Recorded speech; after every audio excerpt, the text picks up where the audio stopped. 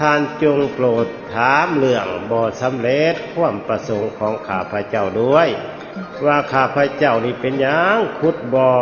น้ำไว้ใส่นานมาถึง7 ปีแล้วเหตุใดในบ่อน้ำนั่นจึงแห้งบ่มีน้ำสักหยดจักหนึ่งเลยเป็นด้วยเวรกรรมหยังของข้าพเจ้าอุสุกะบุรุษรับคำของพราหมณ์นั้นแล้วก็ออกจากสำนักของพราหมณ์สารจรไปตามมรรคาก็บรรลุถึงสำนักของฤาษีองค์หนึ่งซึ่งอาศัยบริโภคแต่ผลไม้ที่พิกุลเป็นอาหารอยู่สานานเมื่อฤาษีได้เห็นอุสุกะบุรุษก็ได้ไต่ถามดังพราหมณ์และราชสีห์ถามมาก่อนแล้วนั้นอุสุกะบุรุษก็แจ้งความเหมือนหนหลังพระฤาษีได้ฟังก็มีความยินดีวิ่งว่อนว่าถ้าทานไปพบภาการแล้วจงอนุเคราะห์ข้าพเจ้าช่วยถามภาการด้วยว่าเวรกรรมเป็นอย่างไรน้อข้าพเจ้าจึงไปหากินที่อื่นบ่ได้อาศัยกินใบไม้และผลไม้พิกุลต้นนี้เป็นอาหารอยู่มาดนแสนนานแล้วอุสุกะบุรุษรับคำสั่งของฤาษีแล้วก็ออกจากสำนักฤาษีไปตามแนวมรรคข้าก็บรรลุถึงฝั่งแม่น้ำไปพบแข่ใหญ่ตัวหนึ่งลอยอยู่เหนือหลังน้ำจมลงบ่อใดแค่นั้นเห็นอุสุกะหยุดอยู่ริมฝั่งน้ำก็ไต่ถามถึงสาเหตุที่สัญจรไปมาของอุสุกะ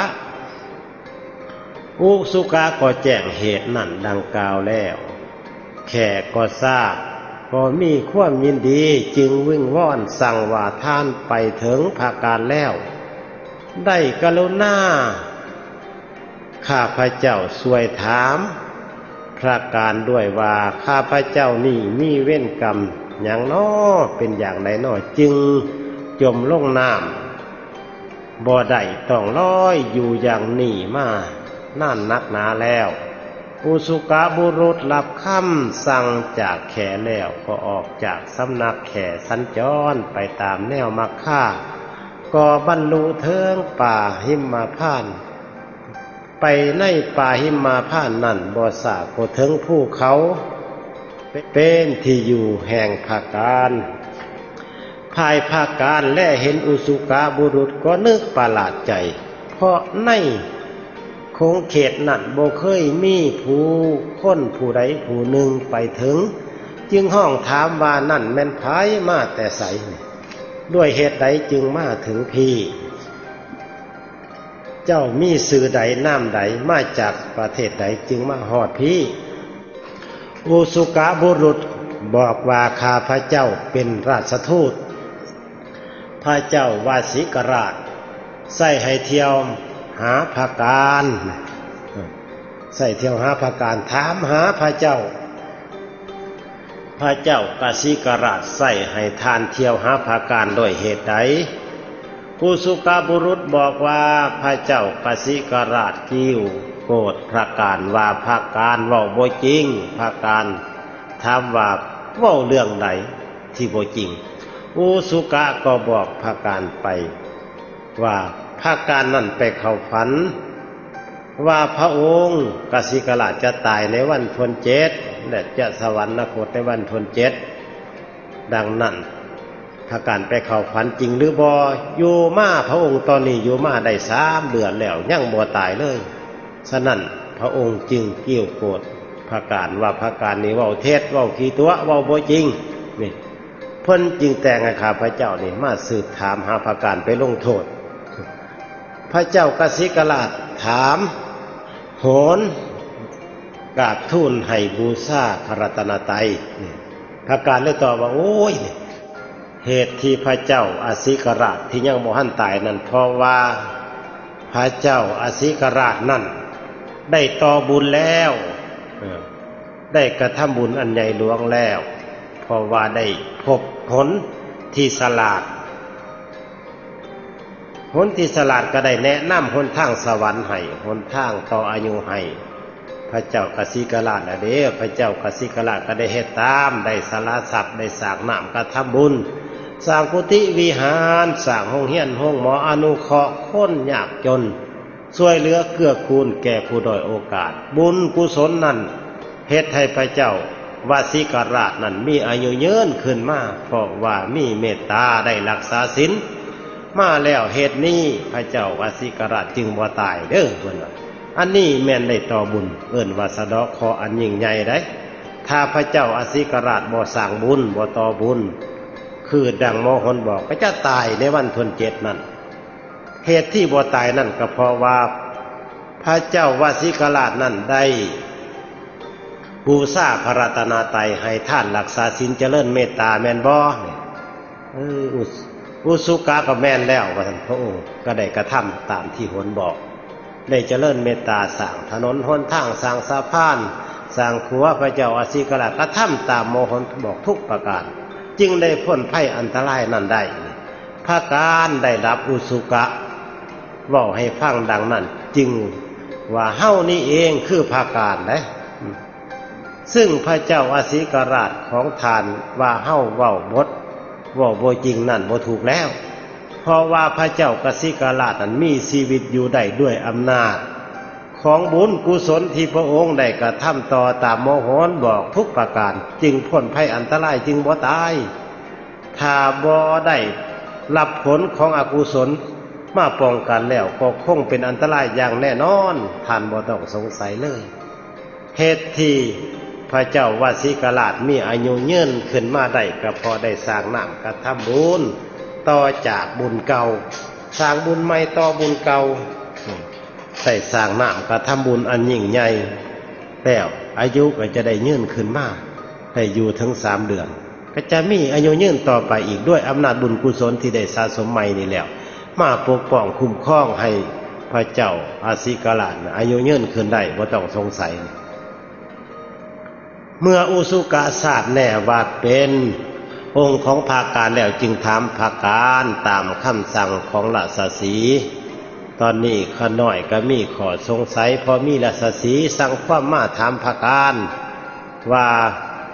ราชสีห์ตัวนั้นแต่ศาสตร์ก่อนเคยเกิดเป็นมนุษย์มีความห่วง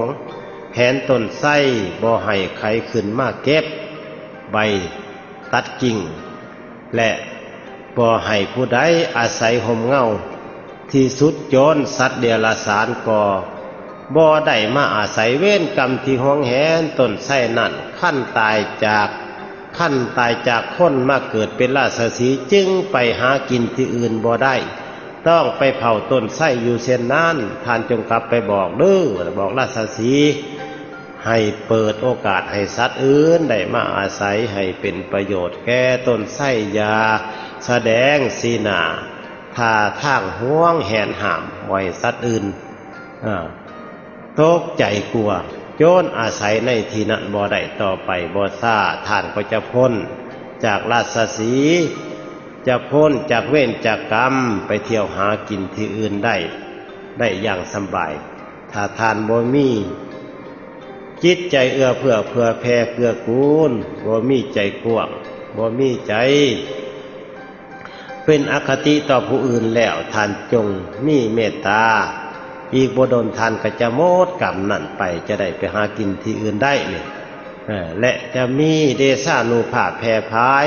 เป็นที่เกรงขามของสรรพสัตว์ทั้งหลายประกาศเลยสั่ง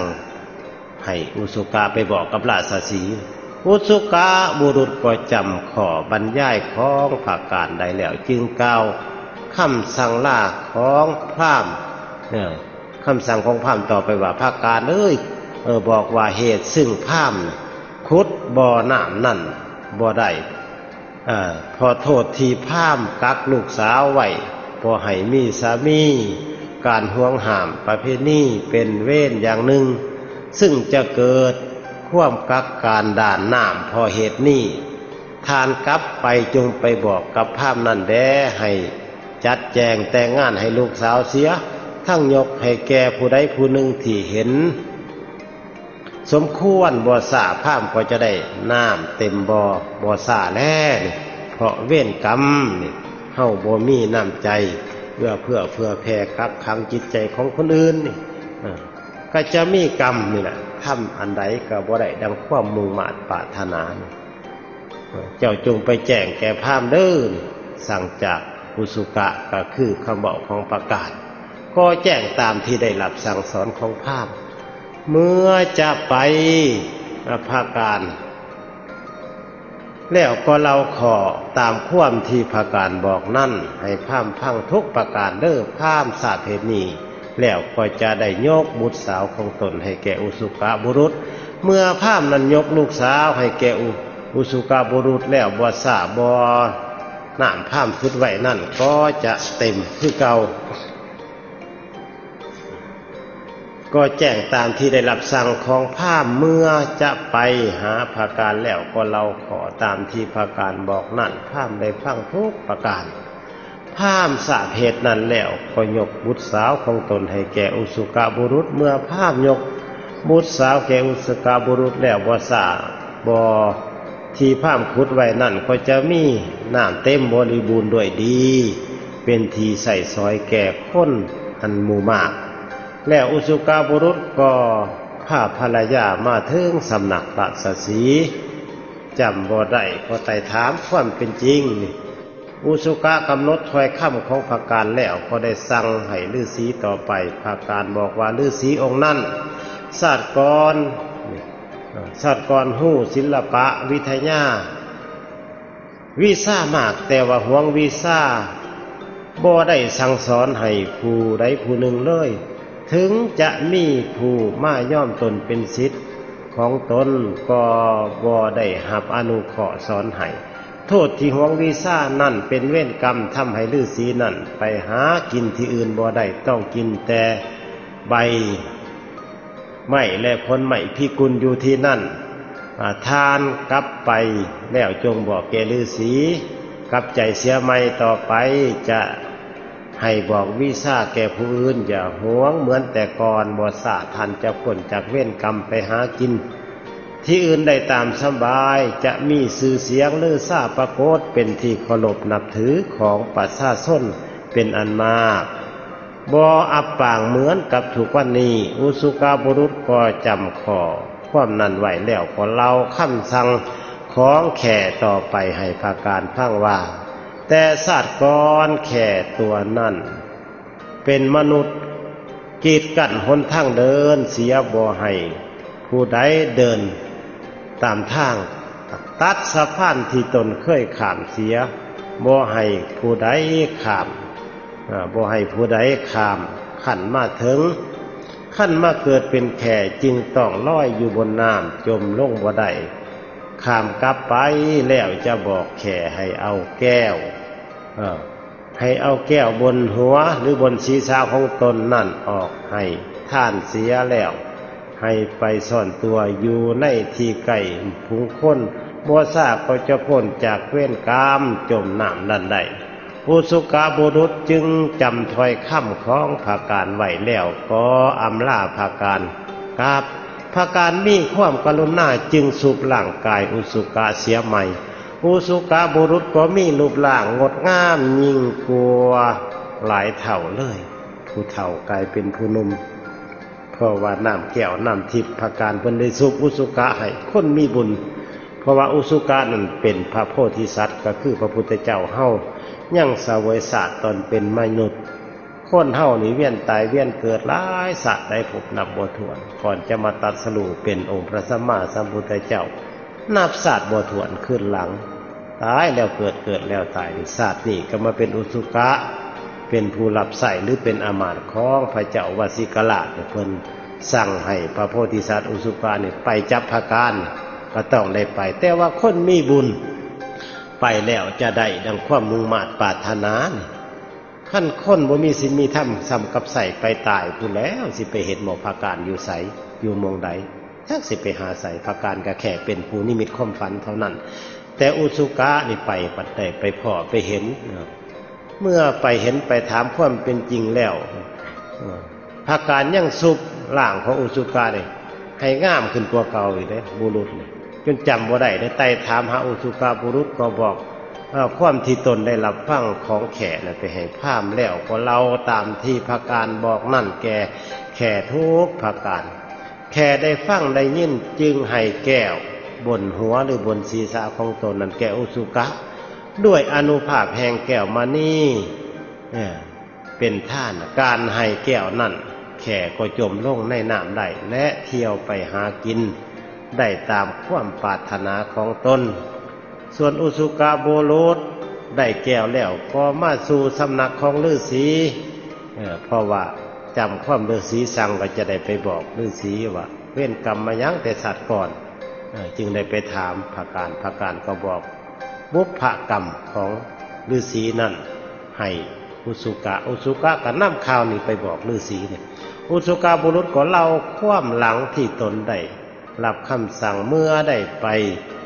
เมื่อจะไปหอดพระการแล้วก็เล่าเรื่องที่พระการบอกทุกประการให้ฤาษีฟังได้ฟังแล้วก็ส้มซืนยินดีสมนัตตั้งแต่นั้นมาฤาษีก็บอกนิมนต์วิชาแก่ฝูงมนุษย์มีได้ห่วงแหนเหมือนแต่ก่อนเกียรติศักดิ์นั่นก็เรื่องลือไปในที่ต่างๆของฤาษีนั่นก็มีชื่อเสียงปรากฏมีผู้มานิยมส้มเสาะนับหนาถือตาอย่างมากมายบริบูรณ์ไปด้วยบริโภคต่างๆส่วนอุสุกะบุรุษขั้นออกจากที่แห่งของฤาษีแล้วก็ต้องไปสำนักพราหมณ์เห็นอุสุกะบุรุษก็จำบ่ได้จึงไต่ถามอุสุกะบุรุษหนุ่มก็แจ้งความตามที่ได้รับสั่งของพราหมณ์นั้นเมื่อจะไปหาพระการแล้วก็เล่าขอความที่พระการบอกนั่นให้พราหมณ์ได้ฟังทุกประการพราหมณ์ทราบพราหมณ์รู้เหตุดังนั้นแล้วก็เลยยกบุตรสาวของตนให้แก่อุสุกะบุรุษเมื่อพราหมณ์ยกบุตรสาวให้แก่อุสุกะบุรุษแล้วบ่สาบ่นานบ่น้ำพราหมณ์ที่ขุดไว้นั่นก็มีน้ำเต็มบริบูรณ์ไปด้วยน้ำใสสะอาดที่เย็นแล้วได้เป็นที่อาศัยแล้วเป็นที่ใส่สอยแก่พุงคนเป็นหมู่มากแล้วอุสุกะบุรุษก็พาภรรยามาถึงราชสำนักของฤาษีของราชสีห์ก็จำบ่ได้ก็ไต่ถามว่าท่านมาจากไสจำบ่ได้เด้เพราะว่าตอนไปน่ะก็เป็นผู้หนึ่งกลับมาร่างกายเป็นหนึ่งเพราะว่าได้ไปสุบใหม่จากพระการเนาะสุบจากแก้ววิเศษบ่วิเศษมันว่าน้ำแก้วน้ำทิพย์คนมีบุญเฮ็ดหยังมันก็ได้ของพี่น้องเอ้ยเพิ่นว่าเนี่ยมันเหลือเสือได้บุญนี่ผู้บ่มีบุญนี่ซื้อเลขซื้อได้ก็บ่ถูกผู้มีบุญนี่อยู่ละล่าบ่อยากซื้อมีหัวบอกแกล้งซื้อแต่ก็ถูกนี่นะเฮาก็เบิ่งเอาปัจจุบันนี่หมอนี่ก็ได้เด้อไปดีๆผู้มีบุญนี่ย่างไปล้มหรือว่าเกิดอุบัติเหตุทันทีผู้สิมีบุญนี่พอสิเกิดก็บ่เป็นหยังได้นี่มันเหลือเสือเด้คันว่าเรื่องนี้คันเฮาบ่ได้เข้าถึงพระรัตนตรัยถ้าบ่ได้ทำบุญด้วยตัวเองนี่ก็จะมีความสงสัยอยู่เรื่องนี้เพราะมันเป็นเรื่องเหลือเสือแล้วอุสุกะบุรุษก็พาภรรยามาถึงราชสำนักของราชสีห์ก็จำบ่ได้นี่บางบ่ดลนี่กลายมาอีกเป็นผู้หนึ่งเนี่ยอุสุกะบุรุษก็บอกความเดิมให้กับราชสีห์น่ะตอนที่จะไปหาพระการแล้วบอกกับราชสีห์ว่าเฮาก็คืออุสุกะบุรุษนั่นแล้วเจ้าได้สั่งความมาตอนนี้ก็ได้คำสั่งจากพระการมาแล้วว่าเว้นกรรมยั้งทานจึงไปหากินที่อื่นบ่ได้เนี่ยพระการได้สั่งมานั้นบอกให้แก่ราชสีห์ได้ฟังก็มีความยินดีว่าราชสีห์ก็ให้แก้วมณีสำคัญดวงหนึ่งแก่อุสุกะบุรุษเมื่ออุสุกะบุรุษได้แก้วมณีแล้วก็ดำริว่าเฮาควรจะจัดรีพ้นมหนโยธาเข้าสู่พระนครพระฤาษีเพราะอดีตชาติตอนเป็นมนุษย์ท่านเป็นคนตนีหวงแหนเนี่ยบอกราชสีห์ท่านเป็นคนหวงทีหวงต้นไม้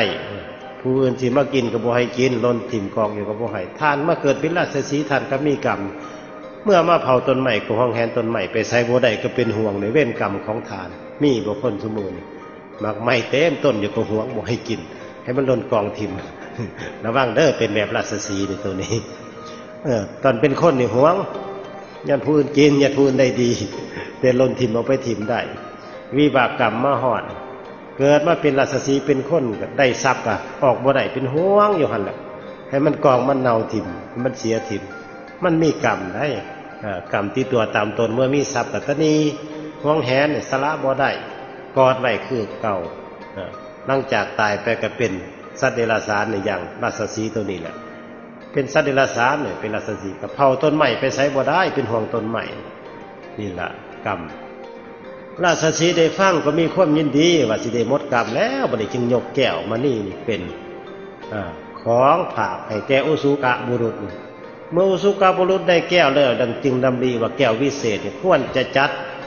มหนโยธาเมื่อยกแก้ววิเศษอธิษฐานจิตแล้วก็มีพหนโยธาฝูงคนหลั่งไหลมาเป็นเสนาอามาตย์ของอุสุกะบุรุษก็พามหนโยธาไปสู่นครพาราณสีทูลคดีข่าวภาการแก่พระเจ้าวสีกราชพระเจ้ากสิกราชลำดีสนิแล้วก็ยกดวงแก้วนี่ขึ้นนึกเอากองทัพก็ได้สำเร็จพร้อมจตุรงค์เสนาส่วนรูปโฉมของอุสุกะบุรุษก็งามโสมประหนึ่งว่าทองคำขึ้นสู่รถอยู่ณในที่นั้นทำกลางฝูงเสนาอามาตย์มหนโยธามายังนครพาราณสีภายอมาตย์ราชเสนาของพระเจ้ากสิกราชสำคัญว่าข้าศึกยกทัพมาจากไสมาล้อมเมืองมาโอ้ยตกพระไทยตกกระใจว่าสิมีศึกเสือเนื้อไต่ยกมาเป็นแม่ทัพเลยที่จริงกองทัพในแม่นของอุสุกะบุรุษตอนไปผู้เดียวเนี่ยแต่ตอนกลับมาบัดคือได้เสนาอามาตย์บริวารอันนี้เฮาก็สงสัยได้เนาะบ่ต้องสงสัยยกตัวอย่างคนจุดปัจจุบันผู้แหละมาแต่บ้านนอกบ้านป่าตอนออกมาพ่อแม่ส่งมาเฮียนอยู่เวียงจันทน์ซะยกมาผู้เดียวได้ขอดผ้าเก่าๆมาอยู่เวียงจันทน์เฮียนตั้งใจภาคเพียรเฮ็ดวิชาต่อไปได้มีอำนาจเป็นทหารเป็นนายร้อยนายพันบัดค่ากลับเมื่อยามบ้านมีลูกน้องไปเป็นร้อยแปลกอยู่บ่ยกให้เห็นมอๆได้พ่อแม่ก็ตกใจโอ้ยลูกชายตอนไปขอดผ้าเก่าๆไปส่งขึ้นเกียนแม่นบ่เฮียนต่อมาเขามีความบักบั่นพยายาม10 ปี20 ปีกลับเมื่อยามบ้านบัดนี้บ่แม่นผู้เก่าได้ตอนมาน่ะบักคำบักลาอยู่ดอกไผพกดำๆออกมาบัดกลับมาแล้วขี่รถของโคกเมื่อบ้านลูกน้องแห่เต็มรถตกใจเพราะบัดนี้นี่แหละยกเอาตัวอย่างมอๆเนี่ยเห็นเด้อเป็นข้อคิดอันนี้คือการอุสุกะนี่เป็นผู้มีบุญได้ไปนี่พระเจ้าวสีกราชแตกไปจับพาการไปผู้เดียวแต่คนมีบุญไปทำมันหาได้แล้วได้แก้วมณีโสดแก้วสารพัดหนึ่งจากพาการจากราชสีห์มาบัดกลับสิฮอดเมืองพาราณสีก็ยกพหนโยธานี่เป็นกองทัพเลยห้วยพระเจ้าวสีกราชก็ตกใจว่าแม่นข้าศึกศัตรูมาล้อมบ้านนี่เขาคิดเอาจ่อๆเด้อเพราะว่าคนบ้านเฮานี่ก็เห็นปัจจุบันตอนมาเนี่ยก็มาแบบบ่ซ้อไปเฮียนที่แรกบ้านนอกบ้านป่าได้10 ปี20 ปีกลับไปมีลูกน้องเต็มบ้านเลยย่ามอยู่ตกใจเป็นบ่หรือว่าดีใจก็ทอกันผู้เป็นพ่อเป็นแม่อันนี้คือการนี่ภายอมาตย์เสนาอามาตย์พระเจ้าวสีกราชสำคัญว่าข้าศึกศัตรูยกทัพจะมาตีเอานครมาเลยจึงไปกราบทูลคดีนั่นแก่พระเจ้าวสีกราชพระเจ้าวสีกราชก็โอ้ยจึงจัดแจงกระบวนทัพเสด็จออกมาต้อนรับโดยพาหนะยกออกไปสู่สนามรบแล้วส่งทูตไปถามเลยกองทัพมาจากไสมาจากเมืองใดเนี่ยส่งทูตไปถามเนาะสิเด็กรบกันอย่างใหญ่เลยพระเจ้าวสีกราชเข้าใจเมื่อพระเจ้ากสิกราชแต่งราชทูตไปสอบถามกองทัพที่มาในแม่นไผอุสุกะบุรุษก็เลยบอกแก่ราชทูตนั้นว่าเฮาบ่แม่นข้าศึกเฮาบ่ได้แม่นยกทัพมาจากไสเฮาก็คืออุสุกะหั่นแหละที่พระเจ้าวสีกราชแต่งไปถามพระการไปจับพระการนั่นล่ะมาฮอดแล้วแต่ตอนนี้บ่ได้มาผู้เดียวมาเป็นกระบวนใหญ่เลยว่าซั่นบ่ต้องสงสัยบ่ได้มารบทัพจับศึกมาหยังราชทูตก็จะกล้าไปบอกว่าโอ้ยผู้ที่มาน่ะบ่แม่นผู้ใดแม่นอุสุกะน่ะมาแล้วว่าซั่นเอาไปจับพระการน่ะบัดกลับมาได้เป็นแม่ทัพมาเลยราชทูตมาแจ้งพระเจ้าวสีกราชก็จึงโอ้บัดกลับมาคือว่าได้พหนโยธาเสนาอามาตย์มาด้วยเหตุใดว่าซั่นนี่มันเชิญเข้าสู่พระนครจึงได้ถามอุสุกะบุรุษเป็นหยังจึงมีพหนโยธามามากมายหลายอย่างจังสี่เช่นใดว่าตอนไป เฮาแต่งให้เจ้าไปผู้เดียวนะบัดตอนมาคือได้เป็นเมธัพเมื่อเฮาใส่ให้ไปสืบข่าวหาภาการนั่นอุสุกะก็ไปแต่ผู้เดียวถ้าเป็นอุสุกะบุรุษแน่แล้วก็ยงเข้ามาหาเฮาเถิดว่าซั่นเด้ที่แรกก็สงสัยอยู่ได้ราชทูตก็กราบไปบอกอีกอุสุกะว่าไปบอกเพิ่นด้วยตนเองพระองค์เพิ่นรับสั่งมาอุสุกะไปผู้เดียวมันกลับมาหลายคนก็สงสัยเพราะว่ามีเสนาอามาตย์ยกทัพมาอุสุกะบุรุษก็เข้าไปเผาพระเจ้ากสิกราชด้วยตนเองทอดพระเนตรเห็นอุสุกะบุรุษก็ทรงสงสัยเพราะว่ารูปโฉมของอุสุกะบุรุษบ่แม่นผู้เก่าเด้มันแปลกกว่าเดิมทั้งสิ้นจึงตรัสถามว่าตัวท่านคืออุสุกะบุรุษหรือว่าซั่นเด้พระเจ้าวสิกราชถามอุสุกะบุรุษก็ตอบว่าทูลต่อว่าข้าพระองค์ข้าพระพุทธเจ้าก็คืออุสุกะบุรุษมาแล้วซึ่งพระองค์มีดำรัสสั่งให้ข้าน้อยนี่ไปสืบจับภาการทันเด้ว่านั้นพระเจ้ากสิกราชจึงตรัสถามไปว่าเฮายังมีความประหลาดใจอยู่เมื่อท่านไปก็ไปผู้เดียวและมีรูปห่างเป็นอย่างนี้การที่ท่านได้กองทัพและมีรูปห่างแปลกๆไปอย่างนี้นั่นท่านได้ด้วยเหตุใดบ้างถามอุสุกะจึงกราบทูลเหตุที่ตนได้แก้วอันสำเร็จตรีพ่นมหนโยธาและพระการได้สุบตัวของอุสุกะอันใหม่ทั้งถ้อยคำที่พระการว่ามาทั้งสิ่งที่เราให้ฟังมานั้นพระเจ้าอสิกราชก็เกิดความสงสัยที่เป็นไปได้หรือว่าท่านตอนไปก็ไปผู้เดียวตอนกลับมาก็มีพหลโยธามามันเป็นไปได้จังใดก็เลยสงสัยว่าพระการนี่มีจริงตัวนี่ถ้าจริงแล้วก็แต่งให้ไปซื่อๆได้ในใจเพราะว่าพระการก็มาเข้านิมิตค่อมพันซื่อๆเป็นไปได้บ่เพราะว่าพระราชาอยากสั่งก็สั่งตามใจสอบแกล้งอยากแกล้งคนอยากฆ่าผู้ใดก็ได้ในสมัยก่อนแต่วัดใส่ถือผู้ที่มีบุญผู้ที่สะสมบุญก็คือพระโพธิสัตว์เฮาพระโพธิสัตว์เฮาตอนนั้นเสวยสัตว์ก็เฮ็ดให้มีความสุขของผู้ชนทั้งหลายจะใส่ให้ตายก็ย่อมเสียสละตายได้ใส่เฮ็ดสิ่งใดก็ทำได้แม้แต่ชีวิตคือกับพระเจ้าอสิกราชใส่ให้ไปจับพระการทั้งที่บ่ฮู้ว่าจะไปจับจังไดไปจังไดก็ไปมันถ่ายกับคนมีบุญไปก็ย่อมพบสิ่งที่เป็นมงคลพบในสิ่งที่เป็นสิ่งที่ดีมีมงคลเลยอุสุกะจึงกราบทูลเหตุที่ได้แก้วนี้ได้สำเร็จมากก็ได้จากพระการเอาให้แก้วมณีโสดอันดีก็แม่นราชสีห์นั้นเอาให้บูชาถ้ำเพราะว่าได้เอาคำถามนี้ไปแจ้งต่อพระการจึงมาแจ้งวิบากกรรมแล้วราชสีห์จึงได้สละทรัพย์เหล่านั้นถวายเป็นทานแก่อุสุกะบุรุษนี่จึงได้นิรมิตอธิษฐานจิตจากแก้วนั่นจึงได้เกิดเป็นมหนโยธาตามมาฮอดพี่พระการก็ได้สุดตัวของอุสุกะนั้นใหม่กลายเป็นคนหนุ่มพระการก็เลยบรรยายเหตุอันตรายนี้ให้แก่พระเจ้ากสิกราชฟังว่าพระการนั้นเพิ่นฮู้แล้วนี่ว่าพระองค์ยังบ่ตายเพราะว่าเป็นห่วงพระการกับพระองค์ในอดีตศาสตร์ผ่านมาเคยเป็นสหายธมิกน้ำกันมาเป็นห่วงทานประมาณในชีวิตเมื่อทานได้เสวยราชสมบัติในกรุงพระราชสีแล้วผ่านมาทานได้ประมาทบ่เชื่อบุญบ่เชื่อบาปเป็นมิจฉาทิฏฐิถ้าบอกว่าทานสิตายใน7 วันในทานก็บ่ย่านทานก็จะประมาทหลงไหลไปเรื่อยทานก็จะตายอีหลีเมื่อพระการนี้เคยเป็นสหายธมิกกันมาแล้วเป็นห่วงเป็นใยจึงได้มาเข้านิมิตความฝันให้ทานนั่นบ่ประมาทในชีวิตบอกว่าทานจะตายภายใน7 วันนั้นถ้าหากทานมีสติขึ้นมาสร้างน้ำกระทำบุญแล้วทานก็จะบ่ตายพระการนั่นเคยเป็นญาติมิตรเคยเป็นสหายกันมาเป็นห่วงจึงได้มาเข้าฝันพระองค์เมื่อพระองค์ได้นิมิตความฝันเกิดสะดุ้งกลัวความตายจึงได้ไปหาหมอหนมาทำนายไถ่ถักหมอหนนั่นก็เป็นคนมีศีลมีธรรมเป็นนักปราชญ์บัณฑิตจึงทำนายไถ่ถักให้ทานไปสร้างน้ำกระทำบุญเมื่อทานได้สร้างน้ำกระทำบุญสละทรัพย์มาแล้วได้รักษาศีลอำนาจบุญที่ทานสร้างมาคือได้สร้างกุฏิวิหารสร้างกำแพงสร้างโบสถ์สร้างศาลา เสียสละทรัพย์ช่วยเหลือเกื้อกูลคนยากจนคนที่ด้อยโอกาสรักษาศีล8ในวันศีลพระองค์จึงมีอายุยืนสืบขึ้นมาจึงบ่ตายได้พระองค์ก็จะมีอายุยืนไปอีกถ้าพระองค์เฮ็ดจังซี่ไปเรื่อยๆก็จะยืนไปฮอด1,000 ปีเพราะว่าอายุคนเฮานี่แต่ละยุคแต่ละสมัยจะบ่คือกันจะแตกต่างกันมีสั้นมียาว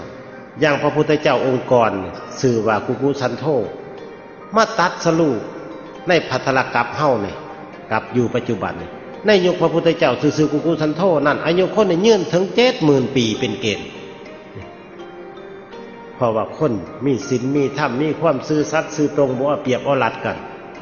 มีคุณธรรมมีเมตตาธรรมคนจึงมีอายุยืนถึง 70,000 ปีเป็นเกณฑ์ในยุคนั้นต่อมามีพระพุทธเจ้าองค์ที่2มาตรัสรู้ขึ้นมาต่อมาจาก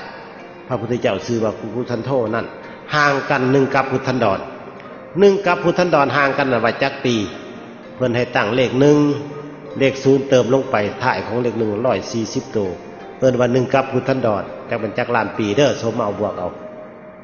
จึงมีพระพุทธเจ้าองค์ที่2มาอุบัติขึ้นชื่อว่าโคนาคามนุอายุคนช่วงนั้นแม่น 60,000 ปีเป็นเกณฑ์นี่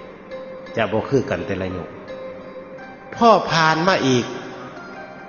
พระพุทธเจ้าองค์ที่3มาตัดก็คือกัสสโปหรือกัสสปะองค์ที่3นี่อายุคนช่วงนั้น 20,000 ปีเป็นเกณฑ์ห่างกัน1 กัปพุทธันดรได้พระพุทธเจ้าแต่ละพระองค์กัปที่เฮาอยู่ปัจจุบันเอิ้นว่าภัททรกัปมีพระพุทธเจ้ามาตรัสรู้ถึง5พระองค์นำกันตัดไปแล้ว4ยัง1หลังจากพระพุทธเจ้าชื่อว่ากัสสโปตรัสรู้สอนวินัยสัตว์โลกช่วงนั้นอายุคน 20,000 ปีเป็นเกณฑ์หลังจากนั้นผ่านมาอีก1 กัปพุทธันดรมาถึงองค์ปัจจุบันก็คือสมณะโคดมนี่ปัจจุบันชื่อว่าโคดมพระพุทธเจ้าปัจจุบันองค์ที่4นี่นะอายุคนช่วงนั้น100 ปีเป็นเกณฑ์สัตว์เหลือเกินเนาะ100 ปีเป็นเกณฑ์ได้กับปัจจุบันหลังจากพระพุทธองค์ปรินิพพานไป100 ปีประตัดออกปีนึง100 ปีประตัดออกปีนึงอายุคนนั่นน่ะปัจจุบันนี่เพิ่นปรินิพพานไปแล้ว 2,556 ปีเข้ามาแล้วบ่มื้อนี้100 ปีตัดออกปีนึง100 ปีตัดออกปีนึงเหลือเท่าใดปัจจุบันเหลือ75 ปีเป็นเกณฑ์อายุคนน่ะถ้าบุคคลใดอายุกาย75 ปีขึ้นมาแสดงว่าคนผู้นั้นได้รักษาศีลข้อหนึ่งมาหลายแต่ศาสตร์ก่อนจึงมีอายุยืนกายขึ้นมาปัจจุบันใน75 ปีเป็นเกณฑ์เท่านั้นอยู่ได้กลัวหันกับแมนว่าอำนาจของศีลข้อที่1มารักษาเหตุนี้คนมีอายุยืนได้เพราะว่าบุญคำนำสู้จากการรักษาศีลจากการรักษาธรรมจากการเสียสละสร้างน้ำกระทำบุญจึงคำนำสู้เหมือนกับพระเจ้าวสิกราชที่บรรยายมานี้ก็เพื่อให้เป็นข้อคิดสติเตือนใจให้ญาติโยมพุทธบริษัทอย่าประมาทในชีวิตอย่าประมาทในวัยอย่าประมาทในการเวลานี่คนจะตาย5 มื้อ 7 มื้อถ้ามาสร้างบุญอันยิ่งใหญ่แล้วก็บ่ตายอายุยืนขึ้นได้เฮาจึงมันทำบุญบางคนบางบ้านก็นิมนต์พระเกาลูกไปต่ออายุคำโพคำไส้หลายบ่อนอาตมาก็เคยไปเฮ็ดเอาข้าวสารในคล้องใส่จอก7 จอกเพียงไปพาเพิ่นไปสูตรพุทธคุณจุดสูตรจบแล้วเอามาพองขึ้นพัดไล่เรือ7 จอกมันกลายเป็น8 จอกก็มีได้อำนาจพัฒนาไตปีกายในประเทศที่เมืองทั้งทองก็แปลกคือกันเล่าก็ยังบ่ตายในตัวน่ะเขาก็แจ้งว่าเล่าสิตายแล้วก็มาคำโพคำไส้สูตรก็บ่แน่ได้ถ้ากรรมหักหลายก็จำเป็นอาจจะช่วยบ่ได้นี่แหละเพราะว่าอำนาจพัฒนาไตนี่เฮ็ดให้สุขเฮ็ดให้คนมีความสุขเฮ็ดให้คนมีแสงสว่างทางใจไปสู่ความดีได้สร้างได้ก็เพราะว่าอำนาจพระพุทธพระธรรมพระสงฆ์นี่เฮ็ดให้คนมีอายุยืนขึ้นได้คือพระเจ้าวสิกราชนี่ก็บ่ตายนี่พาการมาบอกเหตุว่า7 มื้อเจ้าจะตายเป็นยังมาบอกเหตุเพราะชาติก่อนเคยเป็นสหายกันเห็นสหายนี่ประมาทในชีวิตประมาทในวัยบ่สร้างน้ำกระทำบุญจึงมานิมิตมาบอกเจ้าจะตายเด้อภายใน7 มื้อคนย่านตายก็รีบทำบุญมันรีบทำบุญเลยบ่ตายในเมื่อบ่ตายอยู่ได้3 เดือนก็เครียดว่าพาการเนี่ยมาตัวเองก็เลยแกล้งบุรุษที่บ่ฮู้ทีบยังเลยให้ไปจับพากาศมาคันบ่ไปก็บ่ได้บ่พระเจ้าแผ่นดินสั่งอุสุกาเนี่ยก็เลยไปบัดคนบัดมีบุญก็คือพระพุทธเจ้าเฮานี่แหละอุสุกาเสวยศาสตร์เป็นบุรุษเป็นเสนารับใส่ พระเจ้าแผ่นดินแต่งให้ไปตายแต่บ่ตายคนมีบุญไปสมบัติได้ร่างกายอันงามขึ้นอีกได้พหลโยธาได้ภรรยามาอีกจึงได้มาบอกมาแจ้งเหตุให้พระเจ้าวสีกราชฮู้อีกผู้คนทั้งหลายในเมืองพระราณสีก็ส้มซึมยิ่งดีบ่ประมาทในชีวิตพากันรักษาศีลตามพระเจ้าแผ่นดินมานี่สร้างน้ำกระทำบุญธนุบำรุงพุทธศาสนาขึ้นมาในกับก้อนพุทธิวามาในหลายกับผ่านมาหลายมหากับการที่แสนนานพระเจ้ากสิกราชได้ระดับฟังแล้วทรงผสมนัตมานี่สรรเสริญอริสงแห่งกุศลธรรมโดยปริยายแล้วทรงพระประทานทรัพย์สมบัติราชอุปราชแก่อุสุกาแต่งตั้งให้เป็นอุปราชเป็นผู้รองมานี่ได้เป็นเนี่ยพญาอุปราชมีความสามัคคีกับพระเจ้ากสิกราชเป็นอันหนึ่งอันเดียวกันพระเจ้ากสิกราชก็ได้เป่าประกาศให้ทุกชนในเมืองพระราณสีใบพารักษาศีลทำคุณงามความดีอนุเคราะห์เกื้อกูลกันคนในยุคนั้นผู้ได้ยื่นขึ้นมา1,000 ปีเป็นเกณฑ์1,000 ปีเป็นเกณฑ์ปัจจุบันนี้100 ปีนี่ก็ว่ายื่นแล้วก็เพราะอย่างอายุคนนี่แต่ละการแต่ละเวลาจะบ่คือกันไหมเฮาก็สินึกถึงเป็นสมัยปู่สมัยยามบอกคนสมัยได้ยืนแท้100 กว่าปียังแข็งแห้งยังได้เสยเฮาก็สิเคยเห็นนี่กับคนยุคนี้นี่มันจะผิดกันบ่ผิดกันได้แต่ละยุคจะบ่คือกันยุคใดเจริญด้วยศีลด้วยธรรมด้วยเมตตาคนก็มีอายุยืนมันจะบ่คือกันคือพระพุทธเจ้าเฮานี่องค์นี้แล้วนี่100 ปีเป็นเกณฑ์ก่อนจะตรัสรู้เป็นพระพุทธเจ้าเนี่ยคันอายุคนเลย100,000 ปีก็จะลงมาตรัสรู้บ่ได้เพราะว่าคันเลย100,000 ปีแล้วคนจะบ่ฮู้เฒ่าฮู้ตายสอนก็บ่ได้สอนยากถ้าอายุคนต่ำกว่า100 ปีลงมาพระพุทธเจ้าก็บ่จะมาตรัสรู้เพราะว่าสอนบ่ได้มีโมหะครอบงำต่ำสุดเป็น100 ปีเป็นเกณฑ์ลงมาตรัสรู้สูงสุดแม่น100,000 ปีถ้าเลย100,000 ปีก็บ่ตัดอยู่ใน10,000 ปี1,000 ปี100 ปีพระพุทธเจ้าแต่ละพระองค์มาตรัสรู้จะบ่คือกันอายุก็จะบ่เท่ากันเฮาจะไปสงสัยเลยเรื่องนี้เพราะว่าการเวลานั่นอย่าประมาทนั่นถ้าประกอบด้วยศีลด้วยธรรมแล้วคนยอมมีความสุขยอมมีอายุยืนจิตใจซุ่มเย็นไปโดยบุญยอมจะมีอายุยืน1,000 ปีพระเจ้าวสิกราชจึงสวรรคตจึงได้ไปบังเกิดอยู่สวรรค์คือเป็นเทวดาได้ไปเกิดเป็นเทวดาอยู่สันดาวดึงส์พุทธบริษัทฟังแล้วเอาเป็นข้อคิดพิจารณาเรื่องนี้แม่นได้มาจากธรรมบทก็คือองค์พระสัมมาสัมพุทธเจ้าตอนไสยศาสตร์เป็นอุสุกะจึงได้บันทึกเรื่องอดีตศาสตร์ของพระองค์แต่ละศาสตร์นั้นที่วนเวียนว่ายตายเกิดนับบ่ถ้วนชีวิตตายแล้วเกิดและตายบางศาสตร์ก็ได้เป็นเกี่ยวชีวิตบางศาสตร์ก็ได้เป็นมหาบดีบางศาสตร์ก็เป็นสัตว์เดรัจฉานก็ยังมีเลยบางศาสตร์ก็ได้เป็นชาวนาบางศาสตร์ก็ได้เป็นพ่อค้ามันแล้วแต่การกระทำของตนเองเราเรื่องนี้มาให้ฟังธรรมบทนี้ให้ฟังเอาไปเป็นข้อคิดสติเตือนใจให้ญาติโยมพุทธบริษัทจะเชื่อหรือบ่เชื่อก็บ่เป็นหยังฟังแล้วมวลก็บ่เป็นหยังฟังแล้วจะเชื่อปฏิบัติตามก็เป็นมงคลชีวิตเด้ออันนี้การต่ออายุต่อด้วยการรักษาศีลพระเจ้ากสิกราชเพราะว่าย่านตายนี่สารศักดิ์มาสร้างวัดสร้างกุฏิวิหารสร้างโรงเรียนห้องหมอย่านตายเลยไปจำศีลอยู่ตลอดผ่านมาแล้วบอกว่า7 มื้อผ่านมา3 เดือนก็บ่ตายเอาไปมากลายไปฮอด1,000 ปียังค่อยตายก็เพราะอำนาจพระรัตนตรัยนั้นปกปักรักษาคุ้มครองนี่เพิ่นว่าทำบุญไว้ไผบ่ย่อก็ตามสร้างคันใดแหละทำได้แหละมันก็มีจิตใจอันเบิกบานหลายคนเป็นทุกข์น้ำลูกน้ำเต่าน้ำผัวน้ำเมียหาทางออกบ่ได้แต่ก่อนพ่อจะฆ่าตัวตายหลายคนนะพอมีผู้มาแนะนำเข้าวัดมาไหว้พระจำศีลกับจิตใจกระซื่นบานขึ้นมาหลายปีมากก็ปล่อยว่างได้บางคนถูกน้ำลูกบางคนปัจจุบันเนี่ยมันเข้าถึงพระรัตนตรัยฮู้บาปฮู้บุญฮู้คุณฮู้โทษได้แล้วก็ว่างได้ว่ากรรมมันเป็นเช่นนี้เองนี่ก็หลายคน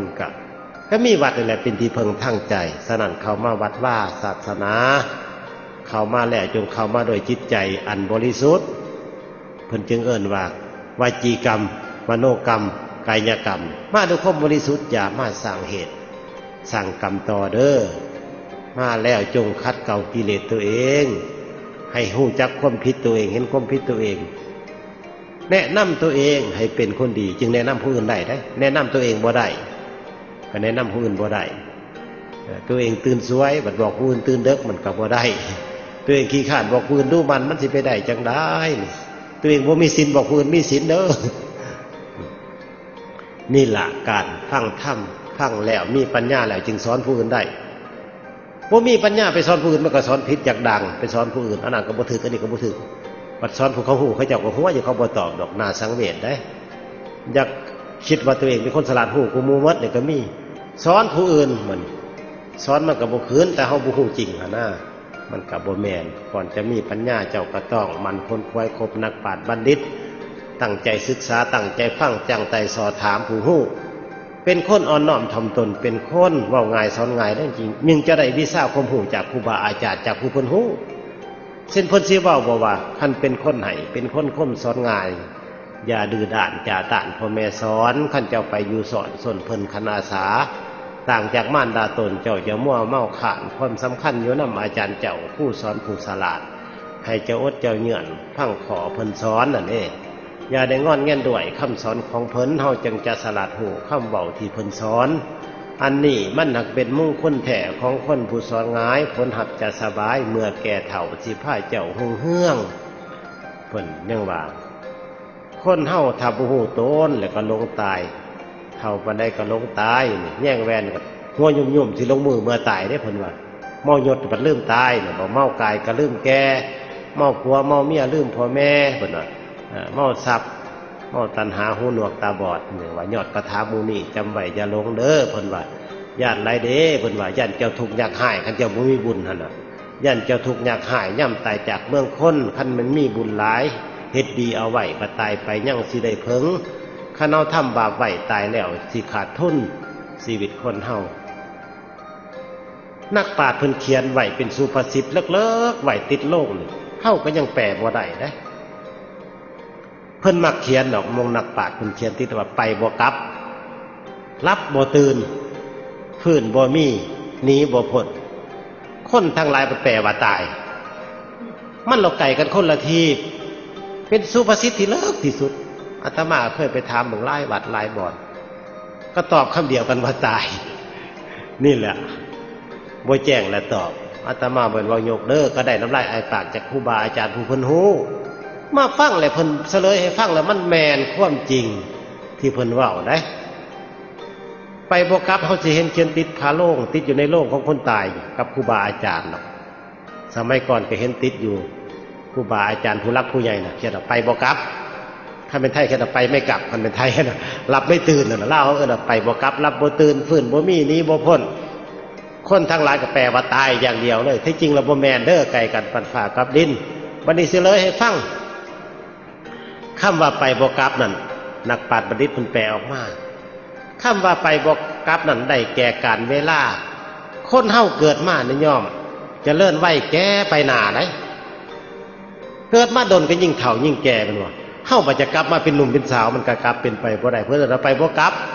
ก็คือการเวลากินอายุไขกินเฮานี่แหละกินตัวเฮานี่แหละให้เฮาเฒ่าเฮาแก่ไปเรื่อยๆหั่นน่ะไปบ่กลับเนี่ยแม่นบ่แม่นคนตายอยู่บ่มันตรงกับคำนักปราชญ์เพิ่นบอกน่ะไปบ่กลับเพิ่นเลยเขียนติดไว้ในโลกคนตายไผสิคิดพ่อไผสิคิดได้หั่นน่ะไปบ่กลับน่ะการเวลาขาเฮาปีนึงมี365มื้อมันขาเฮาปีนึงมี12เดือนมันก็ขาเฮาเดือนมี30วันมันก็ขาเฮาวันนึงก็มี24ชั่วโมงมันแล้วขาเฮาไปเรื่อยๆโดนไปผมมันก็หมอกแขวมันก็ลุดหนังมันก็ย่านเฮาก็มองบ่เห็นเอาของปลอมมาย้อมให้มันดำบ่โดนมันก็คุแขวมันคุก็เอาแขวอื่นมาใส่ปลอมมันก็ย่ำมันก็บ่คือของแท้ล่ะนั่นแหละเพิ่นน่ะไปบ่กลับเฮาก็จะบ่อยากได้เด้เนาะอยากได้ของเก่ามันบ่ได้เพิ่นน่ะไปบ่กลับเด้อไปบ่กลับบ่เป็นคนตายเด้จื้อไว้ดีๆเด้อไปบ่กลับรับบ่ตื่นบัดนี้รับบ่ตื่นบ่เป็นคนตายอีกคนที่รับบ่ตื่นคนที่มาเกิดเป็นคนเป็นมนุษย์แล้วบุญส่งมาเกิดสัมผัสบ่ได้ฮู้บาปฮู้บุญฮู้คุณฮู้โทษฮู้สิ่งที่เป็นประโยชน์และบ่เป็นประโยชน์บ่ได้ฟังพระธรรมคำสั่งสอนในศาสนาเลยบ่ฮู้เหตุฮู้ผลเลยหลงไหลในชีวิตไปกับอวิชชาเลยบ่ฮู้ว่ามาจากไสตายแล้วสิไปไสเลยบ่ฮู้บ่ได้ศึกษาบ่ได้ฟังรสพระธรรมของสัพบุรุษเลยเกิดมาตลอด ตั้งแต่น้อยจนเฒ่าน่ะบ่ฮู้บาปฮู้บุญฮู้คุณฮู้โทษมีได้หลายน่ะผู้รับบ่ตื่นเลยหั่นน่ะ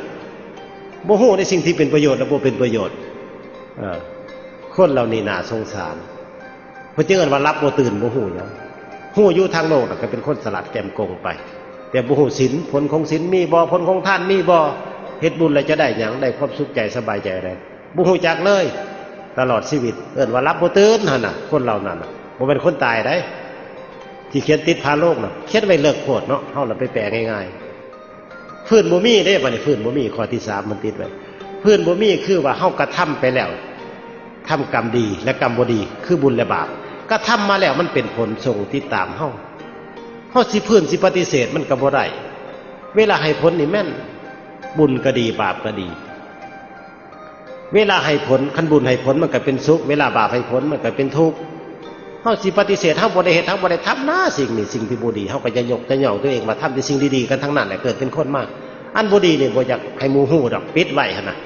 แต่ว่ากรรมนี่ปิดบ่ได้หั่นนะพื้นบ่มีนะเจ้าสิปฏิเสธซื้อไว้ก็บ่ฟังมีเงินมีค้ำกองให้อย่ามารับกรรมเด้อบ่ได้ดอกคนทำบาปมีบ่เขียนชื่อไว้ไปลักไข่เขาค่อยลักไข่เจ้าเขียนชื่อบ่มีเด้เนาะแต่เวลาทำบุญจะเขียนชื่อติดเปื่อยเจอได้กล้าไปร้อยไปลักของเขาไปปุ่นค่ำไปปุ่นทรัพย์ของเขาเลยเขียนชื่อติดมีบ่มีได้เนาะผู้ทำบาปก็บ่ปรารถนาดอกสาธุเด้อให้ตำรวจจับได้เด้อไปติดคุกบ่ปรารถนาดอกมื้อนึงกำมอดเขาจับไปติดคุกห้องไห้เสียใจตลอดชีวิตก็มีทั้งที่บ่อยากได้หั่นน่ะคนทำบุญก็คือกันทั้งบ่ประมาททั้งบ่อธิษฐานมันก็ได้ผลคันบ่ละเอียดเฮ็ดไปแล้วผลยอมทรงให้มันจะเอิ้นว่าฟื้นบ่มีทำบุญก็ยาทำบาปก็ยายอมจะมีผลเจ้าสิปฏิเสธสิฟื้นปฏิเสธหยังก็บ่ได้ยอมจะมีผลในผลว่าเอิ้นว่าฟื้นบ่มีเด็ดขาดไปบ่กลับรับบ่ตื่นฟื้นบ่มีแม่นการกระทำของเฮานั้นทั้งบุญและบาปจะฟื้นจะปฏิเสธก็บ่ได้จะต้องรับผลอย่างแน่นอนทำดีจะต้องรับผลของกรรมดีทำชั่วจะได้รับผลของกรรมชั่วข้อที่3มันข้อที่4ได้บ่นี่หนีบ่พ้นภัยดีบ่พ้นเป็นจังได๋คนตายอีกบ่แห่งไกลได้ตัวนี้หนีบ่พ้นเพิ่นบอกว่าเจ้าหั่นแหละยังมีลมหายใจอยู่นี่เจ้าระวังเด้อเจ้าจะหนีบ่พ้นเจ้าสิตายคือผู้นั้นแหละอยู่ในโลกหั่นน่ะความหมายของนักปราชญ์เพิ่นบอกไว้อย่างนั้นไหนเฮาเนาะไปบ่กลับรับบ่ตื่นพื้นบ่มีหนีบ่พ้นคือความตายอย่างเดียวข้อเดียวได้จบเลยมันนักปราชญ์เพิ่นแปลออกมาแล้วสอนคนเป็นหมดบ่ได้สอนคนตายจักหน่อย4คำเพิ่นเขียนไว้น่ะเพิ่นจึงบอกว่าเจ้ายังมีลมหายใจอยู่หันอย่าประมาทจงค้นคว้าสร้างคุณงามความดีติดตัวไว้เด้อลูกเอ้ยหลานเอ้ยพ่อเอ้ยแม่เอ้ยมื้อนึงเจ้าต้องตายน่ะคือผู้นอนในโลกนั่นน่ะเพิ่นจึงเขียนสุภาษิต4ข้อนี่ติดโลกนั้นไว้ให้เจ้าเป็นข้อพิจารณาตัวเองเจ้าสิหนีไปไสความตายมื้อนึงเจ้าต้องตายคือเขานั่นแหละอย่าประมาทเด้อจงเฮ็ดจงตั้งใจศึกษาใน4ข้อนี่แล้วปฏิบัติตามก่อนจะตายเจ้ามีบุญมีกุศลไว้เป็นที่พึ่งแล้วเจ้าก็จะได้ไปที่สุขติเพราะเฮาได้เกิดมาเป็นคนนี่แม่นว่าสร้างบุญซื่อๆได้ในโลกมนุษย์นี่เจ้าสิสร้างบุญหรือสร้างบาปในโลกมนุษย์อายุมันแป๊บเดียวเองการเวลาในมนุษย์10 ปี100 ปีเฮาสิมั่นใจบ่สิฮอด10 ปี20 ปี50 ปีบางคนเกิดมายังตายพร้อมบางคนเกิดมา10 ปีตาย20 ปีตายมี4เหตุเด้ความตายเนี่ยมันบ่แน่นอนเหตุที่1นี่หมดกรรมมันก็ตายเหตุที่2กรรมบ่หมดแต่หมดบุญก็ตายเหตุที่3หมดทั้งบุญหมดทั้งกรรมก็ตายเหตุที่4อุบัติเหตุก็ตายได้4เหตุนี่แหละร่วมกันทีนี้จาก4เหตุนี่ไปบ่ได้อุบัติเหตุก็มีหลายอย่างคันแปลออกมามีทั้งไข้มีทั้งเจ็บท้องมีทั้งตกน้ำมีทั้งไตทั้งอากาศมีทั้งรถส้นเป็นอุบัติเหตุนั่นนี่นะหมดอายุนี่ก็ตายหมดกรรมก็ตายอายุบ่หมดแต่กรรมแต่หมดกรรมก็ตายบางคนหมดทั้งกรรมหมดทั้งอายุก็ตายบางคนบ่ตายอายุก็ยังกรรมก็ยังแต่อุบัติเหตุก็ตายได้คือกันเหตุเหล่านี้จึงฮู้เฉพาะผู้ที่มีปัญญาทางธรรมเท่านั้นจึงบ่ประมาทในชีวิตรีบค้นคว้าสร้างน้ำกระทำบุญให้เป็นที่พึ่งถ้าเจ้าบ่ฮู้ตามความเป็นจริงแล้วไปแปลเอาคำที่เพิ่นเขียนไปบ่กลับรับบ่ตื่นพื้นบ่มีนั่นไปโยนให้คนตายจนเมิดคนตายบ่ฮู้เรื่องดอกเพิ่นสอนให้เฮานี่มีสติปัญญาใน4ข้อนี้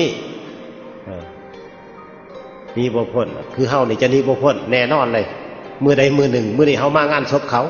มื้อหน้าเขาก็ต้องมาในงานศพเฮาอย่างแน่นอน เมื่อเป็นผู้ตายหันออกมาผู้ยังพันตายน่ะสิมางานศพเฮาอย่าประมาทลองถามเบิ่งเด้อหลายวัดอาตมาเคยบอกมา10 กว่าปีไปทำเมืองหลายวัดจะตอบว่าตายอาตมาสาธุแล้วก็แล้วก็ไม่ได้ตอบยังดอกก็บ่ค่อยได้เฉลยไปบ่ค่อยได้เว้าบางคนได้ยินแล้วเขาก็สิเว้าได้ไปถามอยู่ทางภาคอีสานหลายวัดก็เจ้าบาดเพิ่นก็ว่าตายง่ายเนาะว่า ก็ยังพอมีบุญอยู่ได้ยินคำนี้จากน้ำลายไอปากครูบาอาจารย์อันดีๆเพิ่นก็บ่ค่อยเฉลยได้นักปราชญ์บัณฑิตแท้เพิ่นเอาไปไว้บังมันเมิดเพิ่นยันเฮาฉลาดเห็นว่าสมัยก่อนผู้ใดเฮียนพระเวทนี่ถึงขันมีโทษในสมัย100-200 ปีขึ้นหลังน่ะเพิ่นยันชาวไร่ชาวนานี่ฉลาดกว่าเพิ่นผู้เฮ็ดนาก็เฮ็ดอยู่หั่นแล้วสิบ่มีผู้เฮ็ดก็มันฉลาดนักปราชญ์บัณฑิตเพิ่นสิปิดไว้อยากปิดวีซ่าไว้อันใดดีๆบ่ค่อยออกมาเฉลยก็หลายบัดแทนที่ได้วีซ่าตัวนี้พระพุทธเจ้าเพิ่นเขียนไว้มาตั้ง 2,000 กว่าปีแล้วแต่คนทางบอกมาสอนได้มาแล้วปิดเด้อส่วนหลายบ่ค่อยได้ชี้แจงอันความเป็นจริงน่ะเอาแต่เพิ่นๆมาสอนกันก็เลยบ่ฮู้ว่านี่นะก็ยิ่งในคำเว้าของพระเจ้าเปอร์เซ็นทีโกศลนี่16 ข้อนะคันเว้ามาในแห่งแจ้งตัวนั้นน่ะเพิ่นก็บอกให้มาเผยแผ่ให้มันแจ้งเว้าแล้วปิดไว้ย่านคนเฮานี่ฮู้ทันอาตมาอยากบอกอยู่มื้อใดมื้อหนึ่งใน16 ข้อได้แล้วข้อคิดคนจะได้ฮู้ทันมื้อนี้เฉลยอยู่ใน4 ข้อไปบ่กลับรับบ่ตื่นฟื้นบ่มีหนีบ่พ้นเฉลยออกมาแล้วบ่แม่นของคนตายของคนเป็นนี่เมิดเฮานี่ก็สิตายให้ละเพิ่นจึงเฉลยออกมานี่ในเว้าเรื่องพระเจ้ากสิกราชก็สิจบเพียงเท่านี้นิทานเรื่องนี้ก็สิต่อเรื่องใหม่แล้วเพราะว่าเป็นธรรมทานอาจจะบ่ม่วนคือลำสิ่งบ่ลำเหลืองว่าเอาปัญญาที่บอกเนี่ยอาจจะบ่นวลบ่หวานเด้อนี่แหละเพิ่นว่าพวกเฮาคนภายใต้เกิดร่วมศาสนาเพิ่นว่าเกิดมาในโลกาแผ่นดินตรงนี้มีหญิงชายหลายหล่นคนจนก็มีมากพี่น้องเอ้ยเพิ่นว่าทั้งอดอยากกับพ้องนั่นหลายสันชื่อว่าคนทั้งผู้จนก็มีด้วยผู้บ่จนก็มีตื่มปนเปไปกันทั่วทีบทั่วแดนเพิ่นจึงว่าชีวิตคนเฮานี่นับมือยุ่งแสนเวทนานักนับแต่เป็นคนมาบ่เหินหายความยุ่งเนาะกันเฮาบ่ปล่อยบ่ว่างได้มีแต่ความยุ่งความยากไดฮู้จักปล่อยฮู้จักว่างฮู้จักถากฮู้จักทางความคิดจิตใจอันที่บ่เป็นกุศลนั่นออกเฮาก็จะเห็นแจ้งตามความเป็นจริงถ้ามีบุญมีกุศลเห็นแจ้งตามความเป็นจริงแล้วนิพพานสวรรค์ก็อยู่ใกล้ตัวเฮานี่แหละผู้ใดก็บอกกันตอนตายไปพงศพป้าเอ้ยพ่อใหญ่เอ้ยไปเกิดบนสวรรค์เด้อบนศีลบ่ได้หาปลาบ่ได้ซื้อเพิ่นบอกกันน่ะหลายแท้ๆคำนี้น่ะไปบอกคนตายแต่บ่ทันตายยังบ่ฮู้ศีลฮู้ธรรมสิไปได้จังได๋ศีลบ่ได้หาปลาบ่ได้ซื้อก็มีแต่ผู้มาบวชอยู่วัดนี่แล้วอาตมาขึ้นมันสิได้หาไปยังถือบาตรไปมื้อเช้าก็โอ้ยบ่ได้หาได้ปิ้งแล้วก็ใส่บาตรด้วยศรัทธาแต่ว่าใส่บาตรไปแล้วผู้ใดหักไปหั่นน่ะถ้าบ่ปฏิบัติก็ระวังเด้อเป็นไฟก่อนทานไฟบักใหญ่ได้อยู่ในบาตรนั้น ถ้าบ่ทำโตเป็นสมณะผู้ที่รับของทานโดยศรัทธาก็เป็นไผอีกกับตัวเองผู้ให้น่ะเป็นบุญเพิ่นจึงว่าศีลบ่ได้หาปลาบ่ได้ซื้อได้แก่สมณะผู้มีศีลเกื้อกูลบุญซึ่งกันและกันถ้าผู้รับก็มีศีลผู้ให้ก็มีศีลด้วยศรัทธาบุญเกื้อกูลกันอนุเคราะห์กันเป็นบุญอันยิ่งใหญ่ต่อกันถ้าบ่มีสมณะบ่มีผู้มีศีลเฮาสิไปให้ทานก็บ่ได้อยู่บนสวรรค์ให้ทานบ่ได้มีแต่ผู้รวยเด้ไปซื้อไว้บุญซื่อๆมีแต่มนุษย์เฮานี่แหละมึงทำบุญมึงทำบาปกันให้มนุษย์ที่หมดแล้วแต่ผู้สิเลือกก็ทำเอาถ้าเฮาหักขาด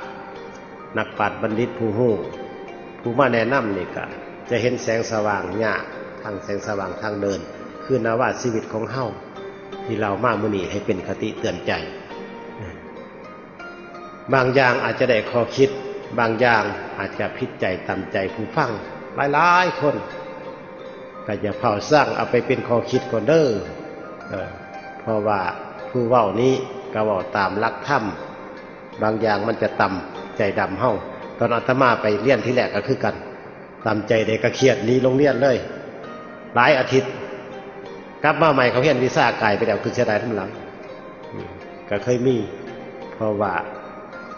บางอย่างมันกระถึกต้องบางอย่างมันกระถึกใจ อาจจะให้มันถือใจมดในโลกก็เป็นไปบ่ได้คนเฮาก็ยังมีคนต่ำคนสูงมีคนดำคนขาวมีคนรวยคนจนมีผู้หญิงมีผู้ชายเนี่ยมันของคู่กันเด้เพิ่นว่าในโลกนี้มีทั้งหญิงและชายและหญิงปนเปกันไปมีสุขและมีทุกข์ปนเปกันไปจึงเอิ้นว่าคนถ้าสูงขึ้นไปผู้มีศีลมีธรรมเอิ้นว่ามนุษย์โสมนุษย์สังนี่ผู้มีศีลก่อนจะเกิดเป็นคนเนี่ยมันยากเย็นเข็นใจเกิดมาแล้วพ่อแม่เลี้ยงอยู่ก็ยังยากแสนยากเลยเนาะคนที่ใหญ่มากก็ได้บางคน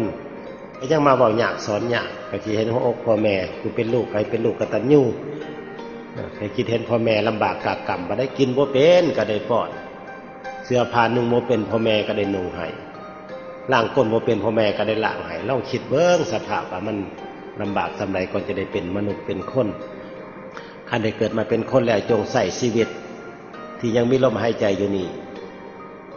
ให้เป็นที่พึ่งของตนเองและผู้อื่นได้ถ้าเป็นที่พึ่งคนอื่นบ่ได้ก็ให้เป็นที่พึ่งของตนเองได้ก็คือมีศีลห้าถ้ามีศีลห้าเนี่ยทางที่ไปก็มีสุขติเป็นโลกสวรรค์เป็นที่ไปอย่างหน่อยก็ได้กลับเกิดมาเป็นมนุษย์บ่แม่นสิบอกคนตายไปสวรรค์เด้บอกคนตายไปสวรรค์ถ้าคนตายนั่นบ่ได้มีศีลมีธรรมก็บ่ได้ไปดอกถ้าผู้ตายมีศีลมีธรรมบ่บอกเขาก็ไปเองบุญนำพาไปว่าจะเป็นบอกผู้บอกก็ยังโมโหเลยไปบอกกันสื่อเขาบริหาป่าบริสื่อจังสั่นก็ยังบอกเป็นอาตมาก็อยากตอบอยู่ดอกพี่มึงเขาบริหามามึงป่าบริสื่ออาตมาพี่วะกุมบาทไปแล้วมีเต็มบาทเรือบาทอีกมื้อเศร้านี่ก็วันพาเนาะจักมันจักบาทบ่ถอกนั่นแหละเขาบริหาป่าบริสื่อปัจจัยก็เต็มไรตั้งหลายสิบนี่แหละเงินก็บริหาอีกพวกทานผู้บอกขนาดห้าวแทบตายได้คนก็ยังบ่มีแสงตาที่ใจมองเห็นคือว่าแล้วนี่แหละเพิ่นว่ากรรมดีและกรรมชั่วปกปิดพระพุทธเจ้าเฮาได้เกิดชาติใดก็เป็นผู้ฉลาดมีทรัพย์สมบัติมีบ้านเรือนก็ทิ่มออกไปนี้ไปบวชแต่ละชาติบ่แม่นแต่มาบวชเป็นแต่เจ้าไส้ศรีสัทธาเนี่ยแต่ละชาตินี้ทรัพย์สมบัติไปบวชหมดตอนเป็นเตเม่ก็บ่ได้แต่งงานเลยนี้ไปบวชเป็นตลอดชีวิตตอนเป็นสุวรรณสามหมู่นี่เป็นมหาสนกหมู่นี่ตอนเป็นมหาสนกนั่นมีนั่งสนมบริวารเนี่ย700นั่งเลยมีแต่ผู้งามเราก็ยังนี้ไปบวชอีกเป็นฤาษีไล่เรื่องที่จะเล่ามันนี่สิได้เล่าเรื่องมันยังดีเนาะนกกระจอกหน่อยพ่อเคยได้ยินที่นกกระจอกหน่อยพระพุทธเจ้าเฮาบางศาสตร์ประมาทเกิดเป็นนกกระจอกไปเฮ็ดทางสนวดฤาษีนะอันนี้ประกอบเป็นนิทานธรรมบทอดีตศาสตร์เพิ่นในสมัยหนึ่งประมาทชีวิตจังได้ยังไปเกิดเป็นนกกระจอกอยู่ป่าหิมพานต์ไปขอเฮ็ดหั่งไปเฮ็ดเป็นสนวดฤาษีบัดนี้ฤาษีก็จะเป็นใจดีใจบุญมีเมตตาให้นกกระจอกเฮ็ดหั่งใส่หนวดนกกระจอกนกกระจอกเทศบ่แม่นอื่นไกลดอกกับพระพุทธเจ้าเฮานี่ล่ะสมณโคดมอดีตศาสตร์เพิ่นมาเกิดเป็นสัตว์เดรัจฉานได้ศาสตร์นี่เด้อเป็นนกกระจอกศาสตร์ที่เราเมื่อก่อนเป็นอุสุกะแม่นบ่บางศาสตร์ก็เป็นสีทนมโนรานี่ก็แม่นเด้อพระพุทธเจ้าเฮานี่หมดผู้ใดเคยได้ยินสีทนมโนราที่เขาแสดงหนังหรือว่านั้นก็แม่นพระพุทธเจ้าเฮานี่เสวยศาสตร์อดีตการผ่านมาได้กล่าวถึงนกกระจอกนี่ก็พระพุทธเจ้าเฮาก็ประมาทน้อยหนึ่งเกิดเป็นนกกระจอกเลยมาเห็ดหั่งอยู่หนวดฤาษีในวรลัตนกกระจอกตัวแม่เนี่ยค่ะผู้เป็นเมียผู้เป็นภรรยากันแม่นั่งมาที่อะไรดีแต่ศาสตร์นั่นละกำเบ็ดอย่างเขาไปเกิดเป็นนกกระจอกน้ำกันอยู่ป่าหิมพานต์อยู่มาหลายเดือนมาเมียผู้เป็นเมียนกกระจอกก็ตั้งครรภ์ก็คือมีใครเนี่ยเพราะว่าสัตว์โลกเขานี่เกิดมี4อย่างเลยเกิดด้วยอันทสะเสสังทสะสลาภูสะมุนี่นะโอปปาติกะนี่บางจะพวกก็เกิดในขั้นบางจะพวกก็เกิดในไข่บางจะพวกก็เกิดในเปลือกต้มบางจะพวกก็พุทธเกิดขึ้นมาเองเลยคืออย่างเทวดาเนี่ยพุทธขึ้นมาเองเลยบ่ได้มาเลี้ยงเลยเพศสัตว์นรกเกิดมากกันใหญ่พ่อขั้นเป็นผู้ยิ่งเทพธิดาก็แม่นเป็นสาวพร้อมโลดอายุก็ประมาณ18 19 ปี16 ปีขั้นเป็นเทพบุตรผู้ชายก็แม่นใหญ่รวมปัน25 ปีด้วย พูดขึ้นมาเองใหญ่แล้วอันนี้มันเทวดาเอิ้นครับโอปปาติกะ